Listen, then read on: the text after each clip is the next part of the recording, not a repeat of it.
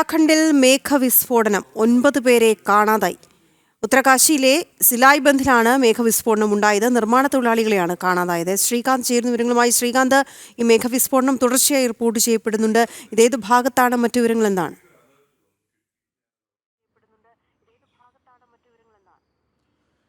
കഴിഞ്ഞ കുറച്ച് ദിവസങ്ങളിലായി ഉത്തരാഖണ്ഡിൽ കാലാവസ്ഥ കുറച്ച് മോശപ്പെട്ട അവസ്ഥയിലാണ്. അതിനാൽ തന്നെ കഴിഞ്ഞ കുറച്ച് ദിവസങ്ങളിൽ അവിടെ മേഘവിസ്ഫോടനവും അതോടൊപ്പം തന്നെ വലിയ പ്രളയ സമാനമായ സാഹചര്യവുമൊക്കെ ഉണ്ടായിരുന്നു. ഇന്നിപ്പോൾ കിട്ടുന്ന വിവരമനുസരിച്ച് ഇന്നിപ്പോൾ വീണ്ടും മേഘവിസ്ഫോടനം ഉണ്ടായി. 9 പേരെ കാണാതായിട്ടുണ്ട് എന്നുള്ളതാണ് ലഭ്യമാകുന്ന വിവരം.